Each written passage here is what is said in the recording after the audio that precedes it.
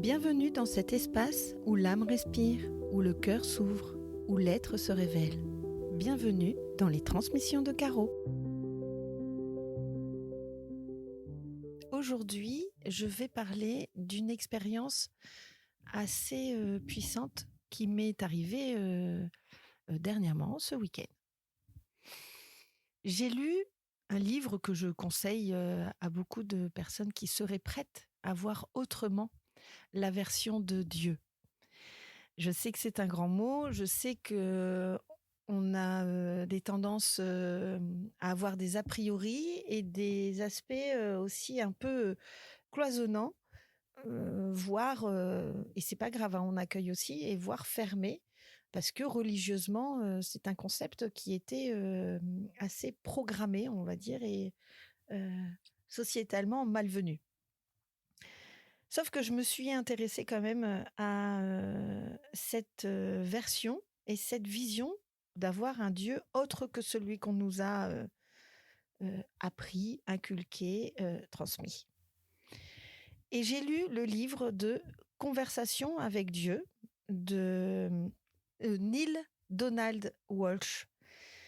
Donc pour faire juste un petit point sur le livre, c'est un monsieur qui, au bout de sa vie, qui a accumulé des échecs amoureux, des échecs professionnels et des échecs sociétals. Et il arrive au bout et acculé par ce qui lui arrive dans la vie, il en peut plus et il crie à l'aide et il dit « Mais putain, mais s'il y a un Dieu, merde, t'es où, quoi ? Tu fais quoi ?» Et il se met à écrire une lettre, en fait. Et limite, c'est une lettre à la base qui est peut-être destinée parce qu'il a envie de peut-être mettre fin à ses jours, ou en tout cas, il a une dynamique dans je suis au bout du bout, quoi. Et il se met à écrire et il se rend compte, en fait, que sa main écrit, il faut lire pour comprendre, mais je fais un raccourci. Et il se met à écrire en se rendant compte que il est en conversation avec Dieu. Alors, ce n'est pas blasphématoire, ce qui est écrit. Il faut vraiment le lire. Il faut ouvrir son esprit. Cet audio est destiné à des gens qui ont une ouverture d'esprit. On va dire vraiment avoir une ouverture, même au-delà de l'esprit, avoir une ouverture de cœur. C'est une intention vraiment d'aller voir autrement que ce qui est proposé dans cette société, dans nos sociétés nationales et internationales, religieuses, et on va voir autrement. C'est-à-dire qu'on ne va pas blasphémer ce qui a été déjà écrit, ce qui a été proposé par les religions. Dans ce livre, il est vraiment question de voir quelque chose de plus grand encore, sans mettre quelque chose qui va diminuer l'autre ou quoi que ce soit. C'est pas du tout ça. C'est vraiment une dynamique de voir autrement.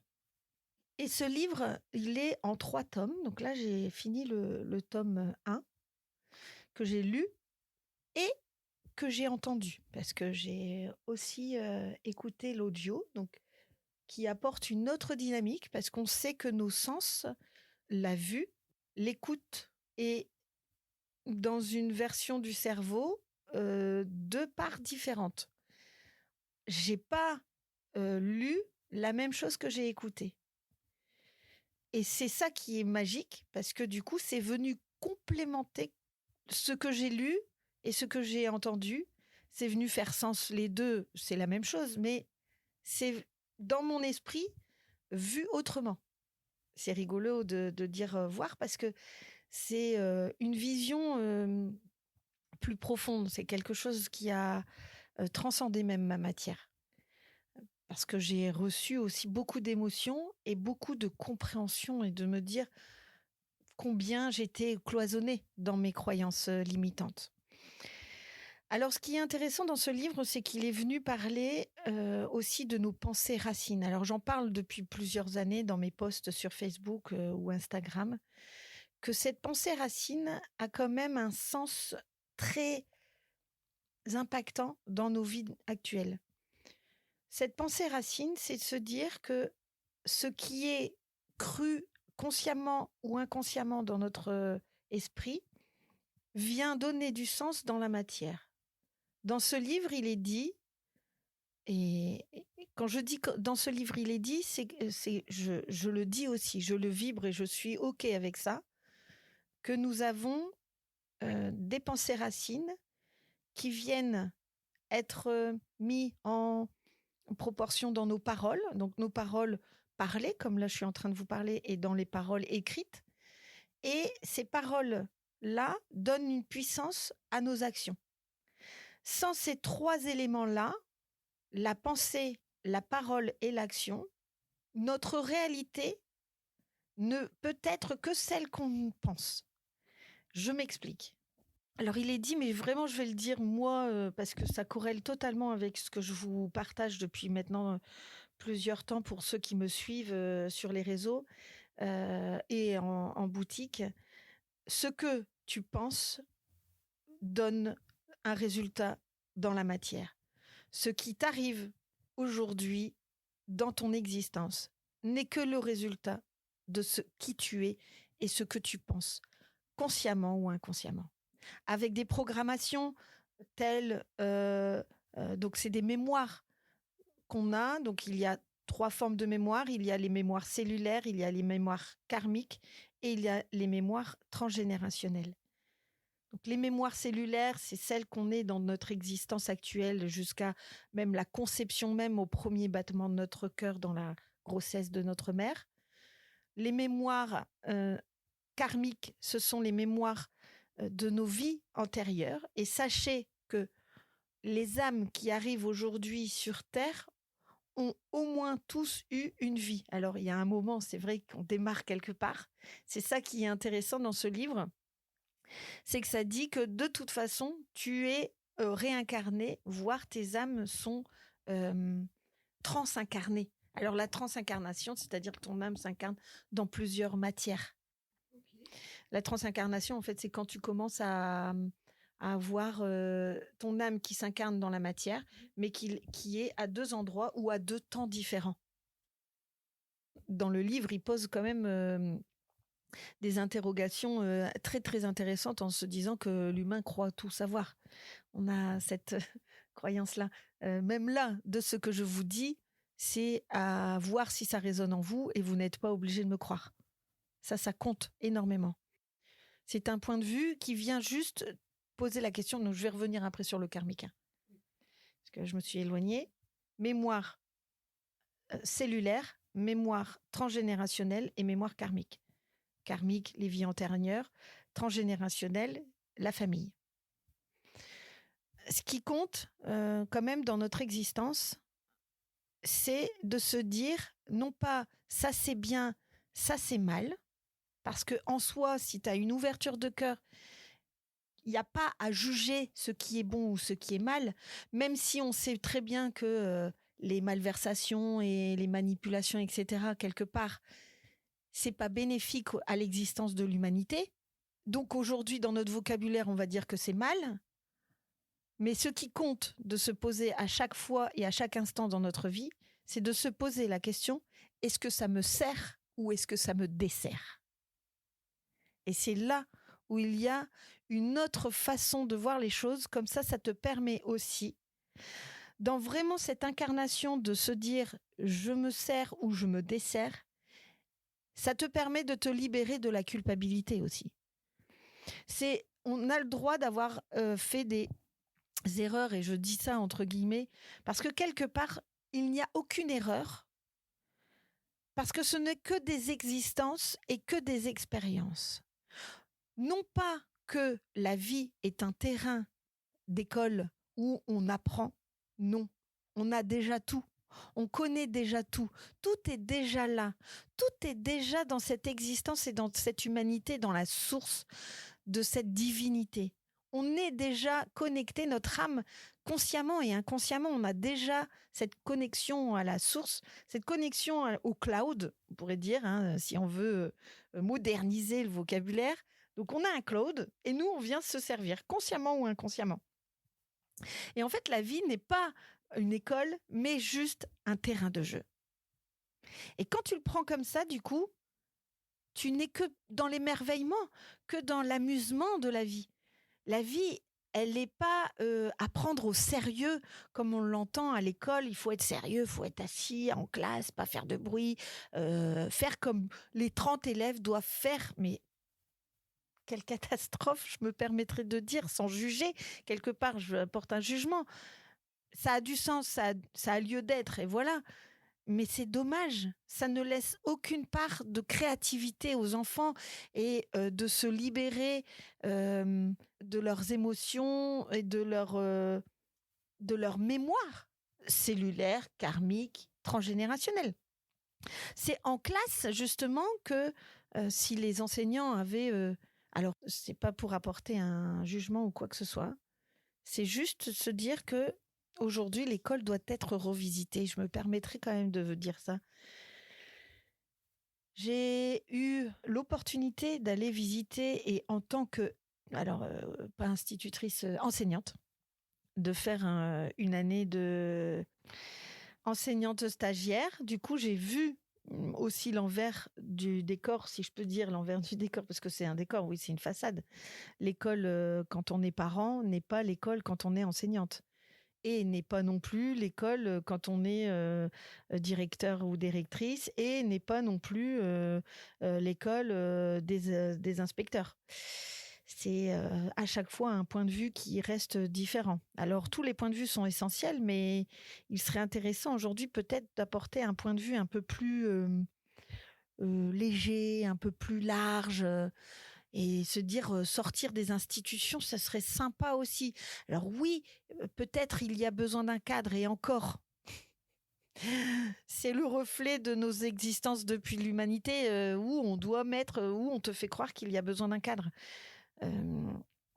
Si tu œuvres en conscience dans ton existence dès le plus jeune âge, avec foi, avec cœur et avec opportunité pour t'élever, tu ne peux faire que des choses qui sont créatives pour toi et pas qui sont réactives.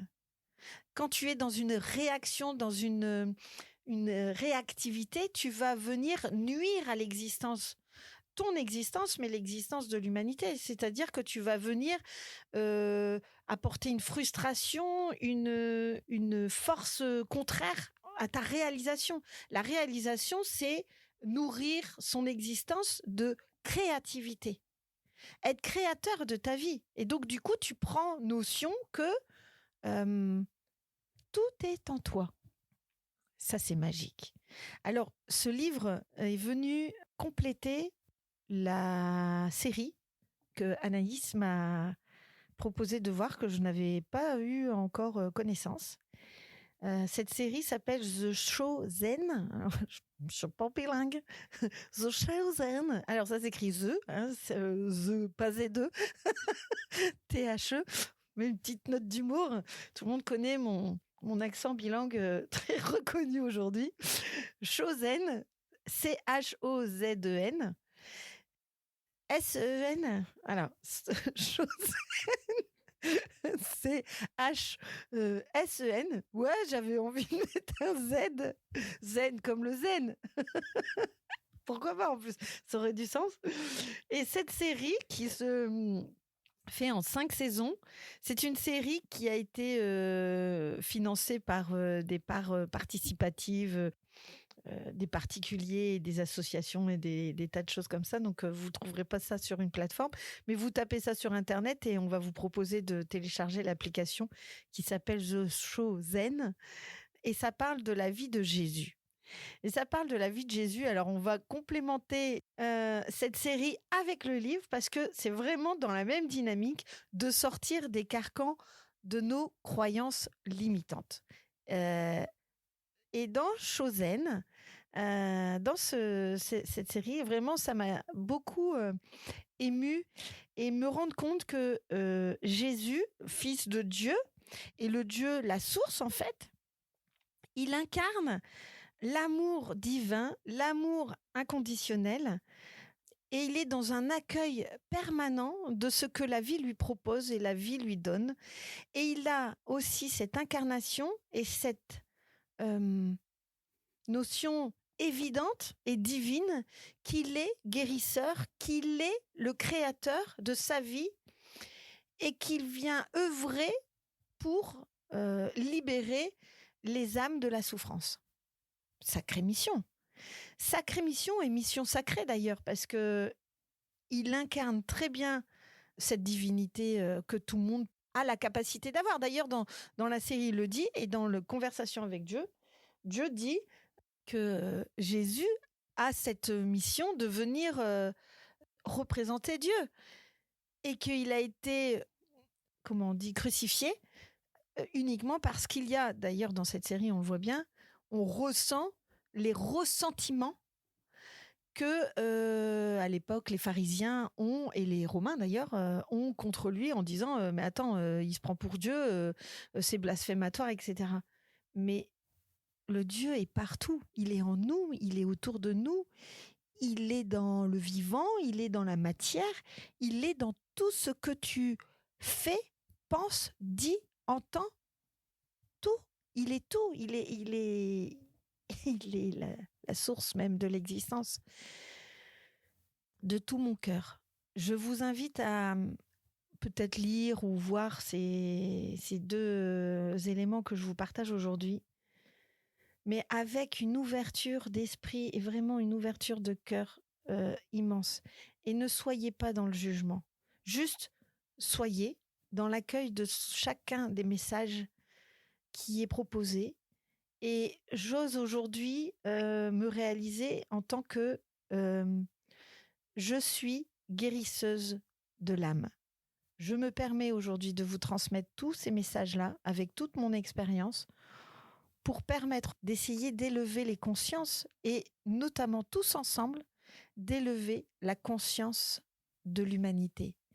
Cette mémoire qui est présente depuis beaucoup de temps, depuis l'ère des sociétés, pour lever ces blocages-là, lever ces frustrations, lever ces exigences et dire vous êtes, vous, maître de votre existence et prenez conscience de votre lumière intérieure.